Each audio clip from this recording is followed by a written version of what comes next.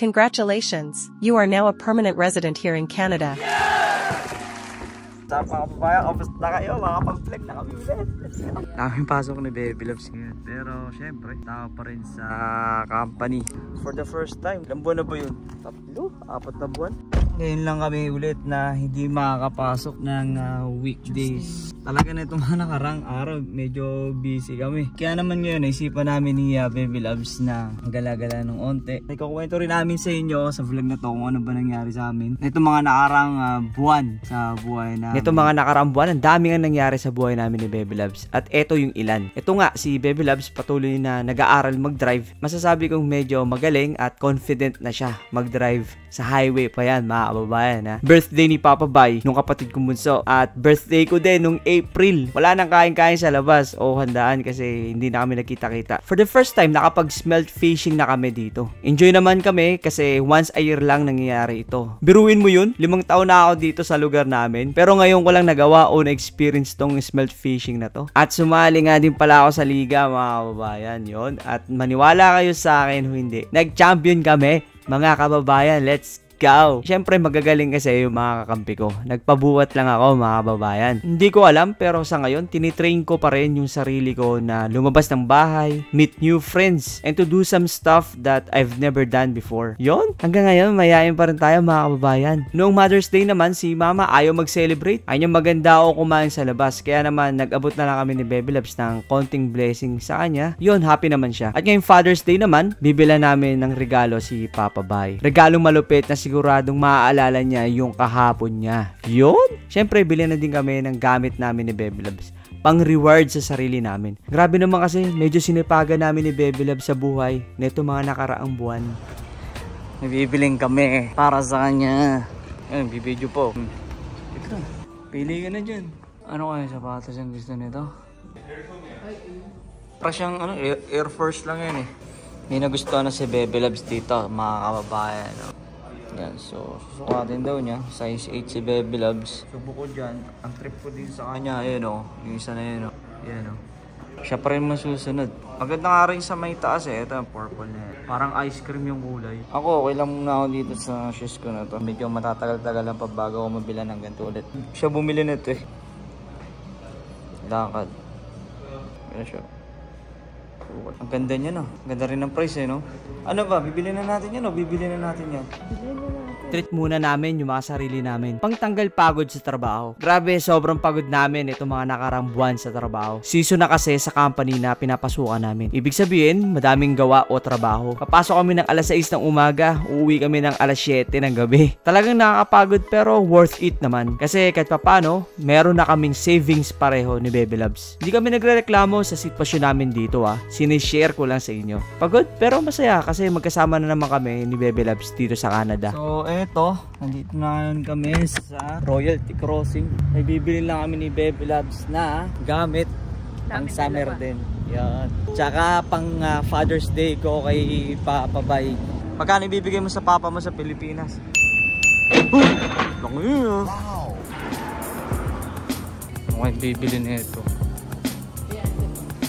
Sige, gaya mo to, Loves. Gaya mo. Hey. Bruh. Lupit mo Gaya mo. Ganyan yung tayo, babe, pag yung parang asakit ng likod mo eh. Yung masakit ng likod mo. Ganyan yan. Ayun nga pala, mga kababayan. Alam niyo ba si Baby Loves? 1 year na siya rito sa Canada. Let's go. Babe, anong sasabi mo na isang taong na rito sa Canada, Loves? Thank you. So nandito na ako kami, mga kababayan, kasi bibili ako ng tsinelas pang summer. Bibili lang ako ng kulay. Ito yung gustong kong tsinelas kasi pang ano ko, yung driving. Maganda. 40. Real leather and then there's the synthetic leather. This one's the real leather. I can go check it. Yeah, thank you very much. Kasi dalawa pala siya, synthetic at saka yung real leather. Ito synthetic. Kahit medyo mahal yung real leather. Na tayo. Kasi minsan ako bibili ng brakes. $189.99. Bibiling ko yan? Kasi matagal ko nang gusto yan. Sabi ko nga, bibilang ko ng regalo si Papa sa Father's Day. Pero babe, anong kulay kaya maganda para kay Papa? Bak na lang. Nasa punto na kami ng buhay ni Baby Loves na nagpaplano muna kami bago gumastos. Medyo matagal na din nang huli kaming bumili ng gamit namin. Wala naman siguro masama kung gumastos sa mga bagay na gustong gusto natin, di ba? Basta lang nasa plano at napag-isipan. Pasok sa budget, kumbaga. Nagagayahin daw ulit si Baby Loves. Gayahin mo, Loves. Pag yung maghahamon ka ng away. Oh, maghahamon ng away? Ano? Ginagawa Ay. mo. Pag yung siga ka. Siga. Oh, ano yan? Paano gagawin mo pag siga? Ano? Laban ka. Salamat. Ganyan dapat pag bagong bili ka ng gamit, no? Serve natin yung trick yung sarili. At ang malupit pa dyan, hindi naman sa pagmamayabang. Hindi utang yan. Hindi credit. Treat yourself. Gusto ko lang magpasalamat sa Panginoong Diyos. Kasi 1 year ka na, no? 1 year na ako dito sa Canada. Oo. Alain mo yun? Parang kailan lang? Oo nga pala, no? Si Malib, itong kotse namin. Binila namin ng bagong gulong to. Kasama sa gastos talaga namin dito, yung maintenance ng kotse. Kasi bakit hindi? Ito, binila namin siya ng bagong gulong Continental. 1,200 dyan. So kami na lang din nagpalit ng gulong para makasave din ng labor. Nilinis ko na rin yung brake. Tapos nilagyan ko ng onting grease yung bolt niya. Hindi ko alam exactly lang tawag doon, pero ready na siya for summer. Yun, kasama talaga sa gastos namin yung maintenance ng kotse. Pero syempre, thankful lang din. Kotse kami. At nababayaran namin to. Matatapos na to, 2 taon na lang mga kababayan. So, na kami ni Baby Loves. Ito yung sa mga madalas naming kainan. Ito sa Chinese restaurant na to. Sabi niya, lilibre niya daw ako eh. Dito yan sa tapat ng Service Canada. Pasok kami rito Ganun dyan, Loves. Basta may chowpan. Alam niyo ba si Baby Loves, mga kababayan? Permanent resident na ngayon siya rito. Yun, let's go. Wala pang 1 taon. Permanent resident. Pero alam niyo ba, it doesn't mean na PR ka na rito, mayaman ka na. Oo naman. Siyempre, kakahide pa rin kami ulit ng kakayo. Pagkita lang din doon, pag PR ka na rito, Hindi ka na magre-renew ng mga work ng mga work permit. Ganyan. Kasi siyempre hassle at magbabayad ka pa rin doon.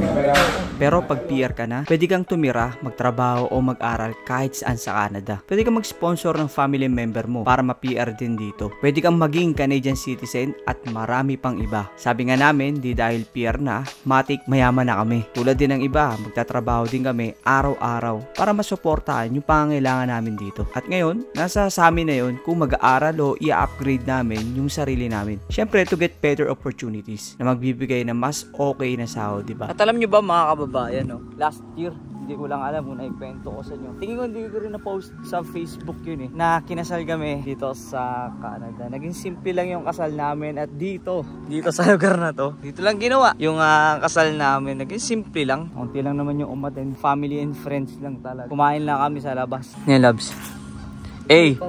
Loves, sa picture ko lang dati nakikita yan eh. Kaya nga. Yung wala pa ako dito sa Canada. Isipin mo yun, 3 taon sa Taiwan, 4 na taon sa Canada, 7 years kaming LDR. Grabing pagsubok pinagdaanan namin, pero ang mahalaga ay magkasama na kami ngayon. Totoo ngang pag may malaking pagsubok, meron ding malaking blessing na parating. Anong sikreto namin sa relasyon? Ito lang, napakasimple. If you want a relationship that lasts, make sure God is in it. Let God be the center of your relationship. Pareho dapat may tiwala kay Lord. Kasi pag may takot sa Panginoon, kahit ilang milya pa ang layo nyo sa isa't isa at kahit gaanong katagal pa kayo na di magkita, lahat ng mga negatibong bagay may iiwasan o di nyo magagawa. Excited na kami kung ano yung susunod na mangyayari sa buhay namin ni Baby Loves. Pagkatapos ipagkaloob sa amin ng Panginoon yung mga panalangin namin. Alam ko hindi magiging madali ang lahat, pero magiging masaya naman. Madami pa kayong pwedeng abangan sa mga next vlog namin. Papakita namin sa inyo kung papaano mamuhay yung simpleng pamilyang Pinoy dito sa Canada. Kung kailan kami kukuha ng bahay, next career na tatahakin namin. Kung loloobin na ni Lord, magkaroon na kami ng baby ni Baby Loves. Yes! At syempre, kung di ka pa nakakapag-subscribe kababayan, please subscribe. Sa next vlog na lang. Stay safe and God bless. God first.